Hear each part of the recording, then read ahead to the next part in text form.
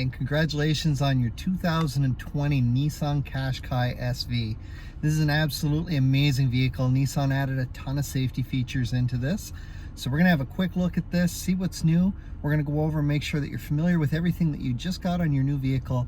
And if you still have any questions at the end of that, please don't hesitate to get in touch with me. You can call, text, email, or stop into O'Regan's Nissan Dartmouth on Baker Drive in Dartmouth, Nova Scotia.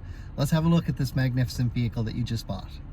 All right, we've got a really nice 7-inch touchscreen display here. Everything is super easy to operate. First thing I'm going to do is go into the settings.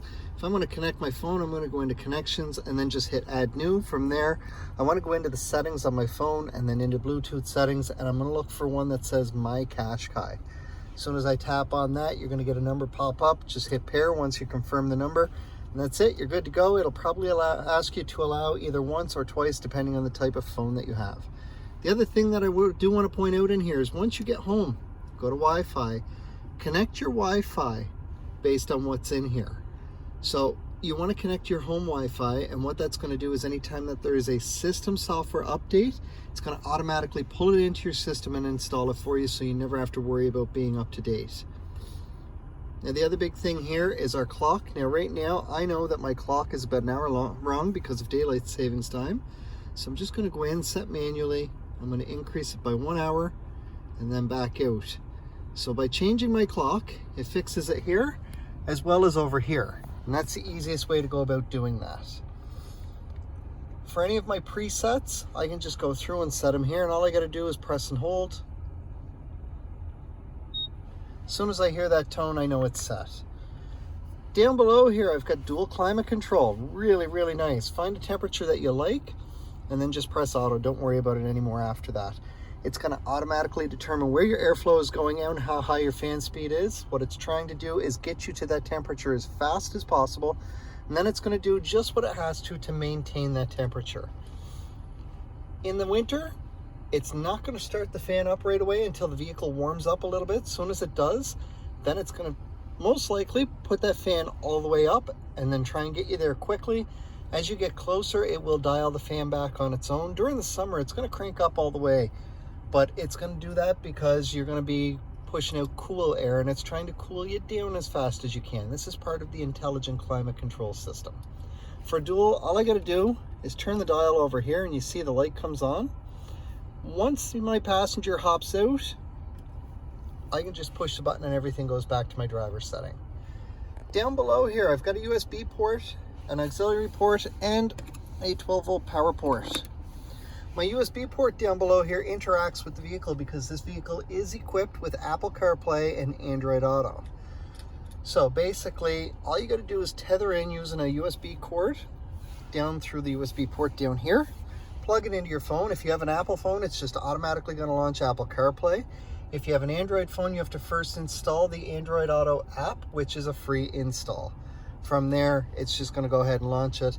Any applicable apps on your phone are going to launch up onto the screen here and give you access to use it. So for example, if I want to navigate somewhere with a map on my phone, I plug into the USB port down below here, launch the map on my phone or on the screen, and then as soon as I set a destination, everything's going to be up here as far as the map goes. Looks just like a navigation system, and it's going to talk to you through your speaker system.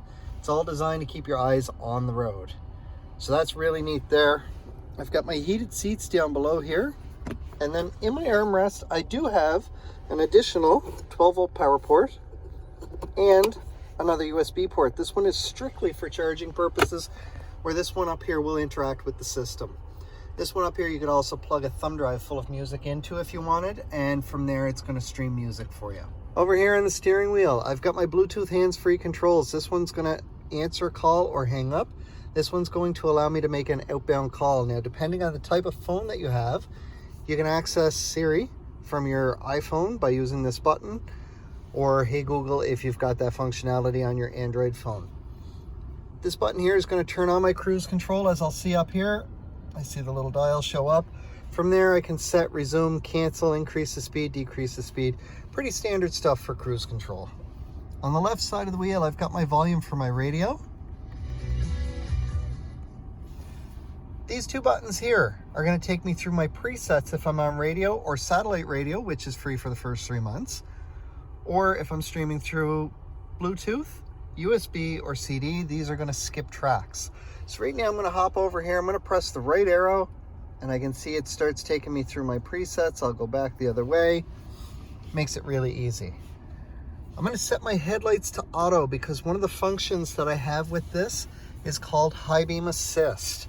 So with high beam assist, it works utilizing the auto headlights and my sensor up top here. So I'm going to cover this sensor up at the moment and force my headlights to come on. We see there. Now, if I push my signal indicator forward, normally I would see this little indicator over here light up blue for my high beams, except because I'm on auto, I get almost what looks like a green bullet over here with the letter A in it. That tells me my high beam assist is on. Now, as soon as it's dark enough out and there are no cars ahead of me, meaning nothing going the same direction or coming at me, the high beams are automatically going to come on. The moment something comes into view, whether it's coming at me or going in the same direction, my high beams will automatically turn back off. And that's as long as this is right here.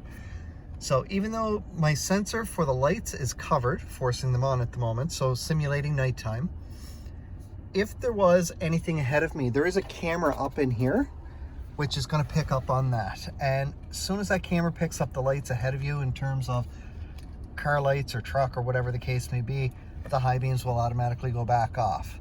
If you don't want the high beam assist on, just pull it back into its normal position. Using the OK button with the arrows right here, I have access to change, and now I'm going to uncover that so it brightens back up there. I have access to change my driver assist display.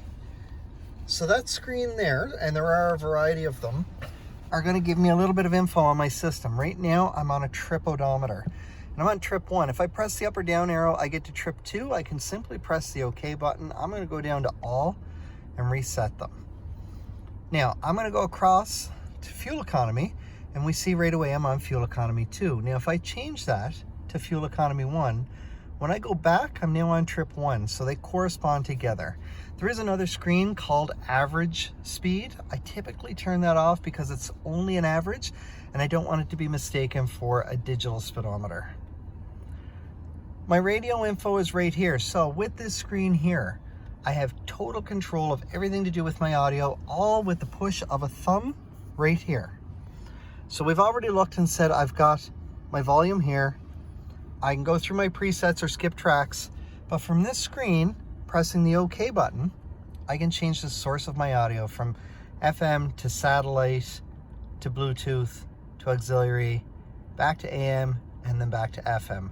So I can cycle through my options there. If I've got anything connected to the USB or in the CD player, those are options as well. My next screen over is for my safety shield. So this is where we get into what a great feature this is, because there are a ton of features to do with the safety shield. For instance, in the front, behind the Nissan emblem, you have a radar, and that works your automatic emergency braking and forward collision warning.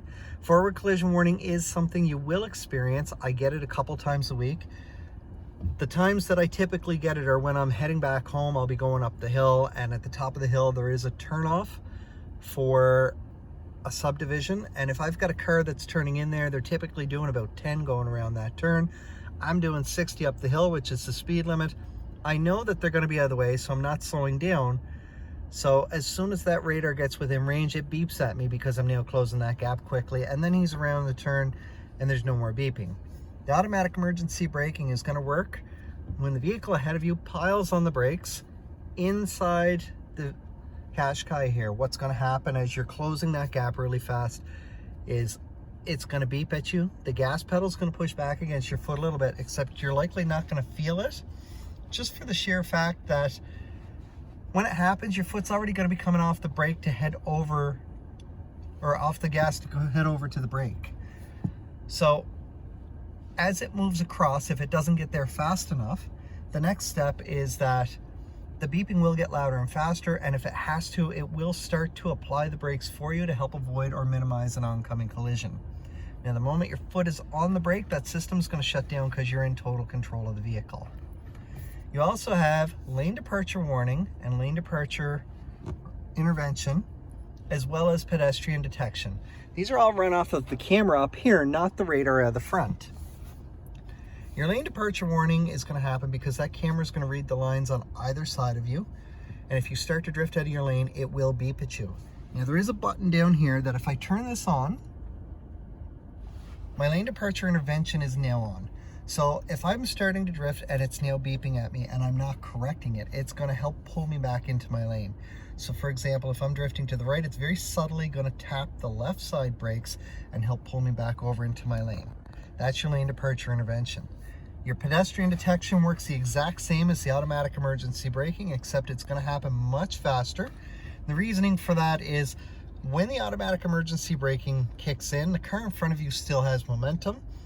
When your pedestrian detection kicks in, the person coming at you is coming in a perpendicular motion as opposed to parallel to you or the same direction. So they don't have forward momentum, and we're hoping to avoid giving them forward momentum. So it's going to be hard on the brakes after going through that full sequence there. You also have rear cross traffic detection. So when you're backing out of a parking spot, if there's anything coming at you within 2 car lengths approximately from either side, inside the vehicle, it is going to beep at you. And whichever direction they're coming from, your blind spot indicator on that side of the vehicle will be flashing to let you know you've got something coming at you from that side of the vehicle. You've also got rear sonar and rear emergency braking. Now our rear sonar, you're going to see right away as soon as I put it in reverse because of a chunk of ice behind me.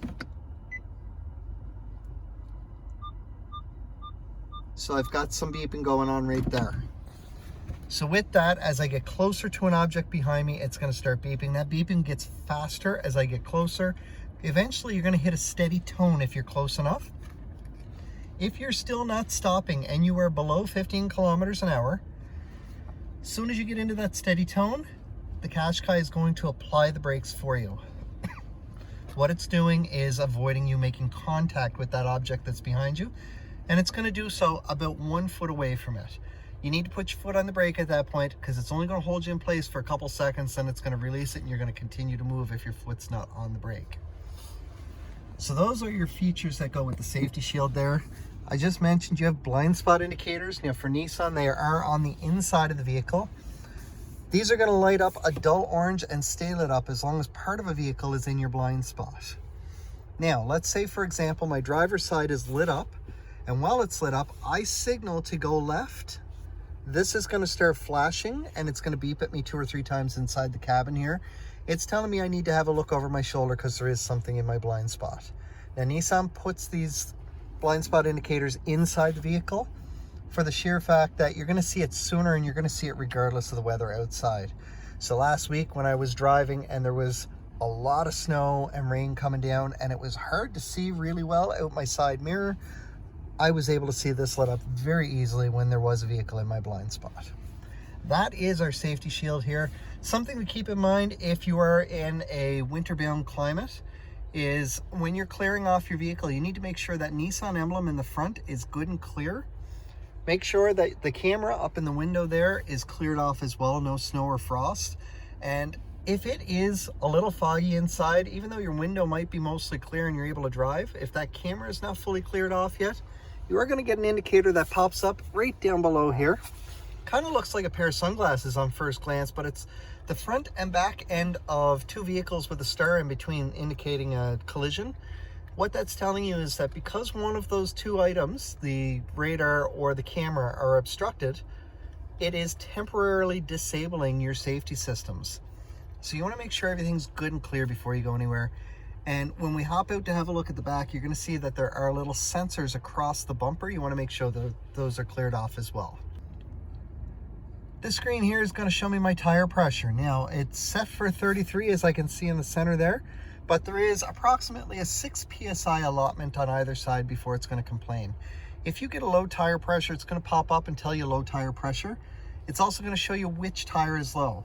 Now depending on how low it is, it's either going to highlight in yellow or red if it's really low. When you pull into a service station from there, just go to the tire that it tells you needs the air. start putting air in that tire, and when it gets to the right pressure, your horn is going to beep to tell you to stop. If for some reason you continue putting air in, or you went to the wrong tire, you will hit an upper limit, which we can see these two are extremely close to the upper limit at the moment. When you hit that upper limit, the horn's going to beep 3 times in a row. Please stop putting air in your tire at that point, or you risk ruining your tire. However, if you do hit the upper limit on one tire, do it to the other 3 as well. That way you've got the same tire pressure in all 4 tires, and you get even tread wear across them. Our chassis control will show you what's going on with the vehicle as you take hard turns and hard bumps, because your vehicle is equipped with active trace control and active ride control. And what it's doing is it's trying to stabilize everything as much as possible while you're driving and reduce how much you feel any kind of bumps inside the cabin. Any warnings will appear on this screen, so I'm going to go back one screen and I'm going to intentionally produce a warning. So we see right away now I have a door that's open. It gives me a visual warning, but I also now have a triangle here, a yellow triangle with an exclamation mark. If I press the OK button on the steering wheel, I get rid of this warning, but my triangle has stayed. Now, if I'm going on a long trip and I get a warning pop up at some point, for instance, low wiper fluid, and then later on, I want to know what was that warning for, I can go back over to my warning screen. It'll tell me warning 1 of 1, or if there's multiple warnings, warning 1 of 2 or 3, whatever the case may be. You can go through the different ones by pressing up or down if there is multiple. And to fix the issue, simply fix the issue, and it clears it off here as well as gets rid of your triangle over here. Final thing here is our settings screen. I do encourage people, play with the settings. Don't worry about messing anything up. And the reason being, the very bottom has a factory reset. So we're going to go in and we're going to set our maintenance schedule on this. So it's every 8,000 kilometers or every 6 months. In terms of time frame, you're just going to have to know what the time frame is, but you can set it for 8,000 kilometers, at which point it will pop up and tell me, hey, due for an oil change. So that's great. I'm going to back out of there and back out of there using the back button down here. I'm going to go back to the top here. So one of the things I'm going to do is I'm going to come down to vehicle settings. I'm going to go into locking, auto door unlock, and I want this set to shift to park. By default, it's going to be on ignition off, which is a pretty normal thing for Nissan. However, the preferable method for most people is that the moment you shift into park, your doors unlock. So all you got to do is go down here, press OK, and it's all set. I'm going to back out one more screen, and I'm going to go to wipers, and I want to make sure all 3 of these are checked. Speed dependent is for my intermittent wipers. So when I set a speed here, I'm driving locally and then I loop out onto the highway. Even though I haven't touched my intermittent wipers, they are going to shorten the gap on the time delay on them just because I'm now going faster. Reverse link is for my back wiper. So if my front wipers are on and my back wiper is not, the moment I put it in reverse, it's still going to make a pass on that back window to clear it off because reverse link is set up. Drip wipe is just for cleaning my windshield or my back window. When I spray it, it's going to make about 3 passes on the window, and then it's going to pause for a couple seconds, and then it will make 1 more pass to catch any drips running down the window. So those are all the settings that I typically set. You're free to go through and change anything else that you want to. I don't usually change anything else, and that's going to put us back at the beginning here. Down to the left of your knee here, you do have some buttons. This first one is going to turn off the traction control. I typically recommend leaving that alone unless you are familiar with driving with it off.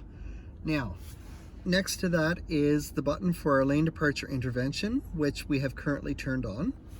Down below here, I have my heated steering wheel, so I just turned that on. That's going to warm this up here. It's a leather wrapped heated steering wheel. It's going to run for about 30 minutes before it turns back off. If your vehicle is equipped with all-wheel drive, you will have an additional screen up here that'll show you when you're in all-wheel drive versus front-wheel drive. You will also have a button right here that says AWD lock.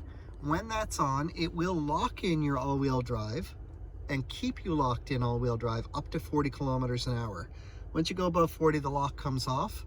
However, it is going to engage all-wheel drive as needed up to 145 kilometers an hour automatically because you are driving an intuitive all-wheel drive.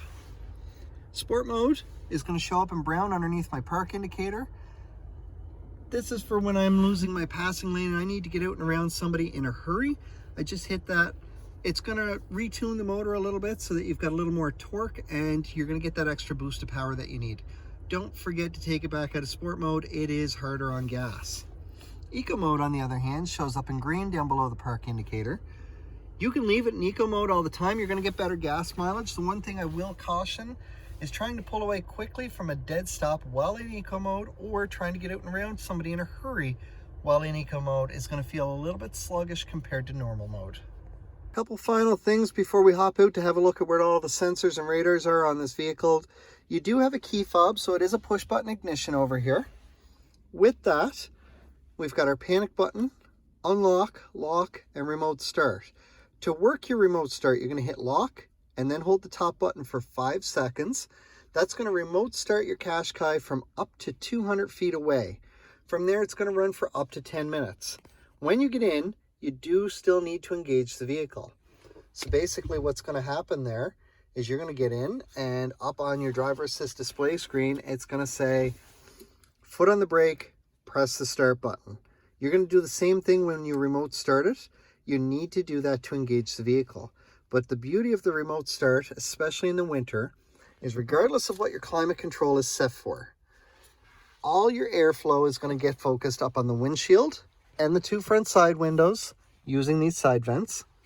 It's going to automatically turn on your rear defrost, which will also activate your heated side mirrors, and it's going to automatically turn on the heated steering wheel. And if you've left your heated seats in an on position, it will start warming those up as well. As soon as you get into the vehicle and you activate it by putting your foot on the brake and hitting the button, your climate control is going to go back to normal, but your heated steering, your rear defrost, and heated side mirrors are all going to stay on, as will your heated seats if they were already in an on position. So after 7 or 8 minutes, by the time you get out, your Qashqai should be either clear or extremely close to it, making it very easy. You know, if you are running behind, say for example you have kids that you're trying to get ready, 8 minutes hits, you know that you're going to be at least 5 more minutes. Just go through and do the exact same thing. Hit lock, hold the top button for 5 seconds. It will add an additional 10 minutes to the count. Now, if it's been running for 8 minutes, it'll now run to the 18-minute mark. If you try and do it right away to cheat the system a little bit, it's only going to run to the 11-minute mark. You can remote start twice or once with one extension without ever getting in to engage the vehicle. However, after doing so, you do need to engage the vehicle, because if you try and do it again after either of those scenarios, it will not let you. You have to physically start the vehicle in order for it to work. Because it's a key fob, there is a battery in it. Eventually that battery is going to die. They typically last 2 to 4 years. When your battery starts getting low, you're going to get in, and up on the driver assist display, it's going to pop up and say incorrect key ID. When that happens, give it a second for the message to go away. Try it again. If it just keeps popping up and you can't get it started, take the Nissan emblem on your key, on your fob, put it directly against the start button, and use that to push it in. That will still start your Qashqai even though the battery may be very close to dead. Also, if your battery is close to dead and you can't get the door unlocked, there is a key for the driver's side door. All you got to do is put that in, then get in, put the fob against the start button, and use that to start it. From there, I do recommend going to get a new battery for it, which you can do at any of your local stores that carry batteries or any Nissan dealership. Now, if you're going to change it yourself, you want to put something in one of these 2 little recessed areas on the sides and give it a twist. That will pop open the key fob. The battery inside looks just like a watch battery, only bigger.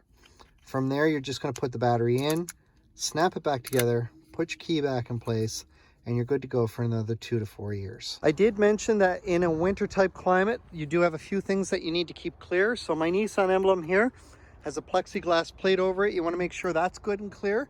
As we can see in the windshield here, there is a camera up in here. You want to make sure that that's fully cleared off as well. Now we have an intelligent key system on this. So if I push this right now because it's unlocked, I hear 2 beeps and I could hear it lock. This vehicle is now locked. As long as I have the key on me, because it needs to be within about 3 feet, I can do that.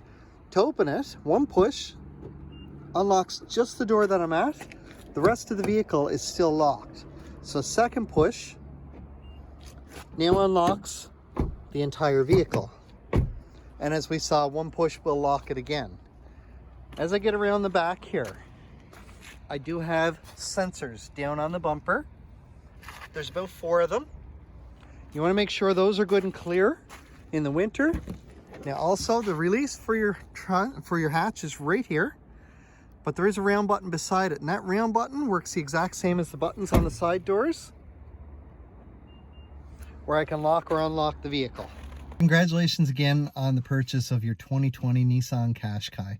This is a great vehicle. I know you're absolutely going to love this. If you still have any questions after going through this video, please don't hesitate to get in touch with me. You can call, text, email, or stop into O'Regan's Nissan in Dartmouth on Baker Drive. All of my contact info will follow. I hope you have a great experience with this vehicle. It's been a pleasure working with you, and I look forward to working with you again.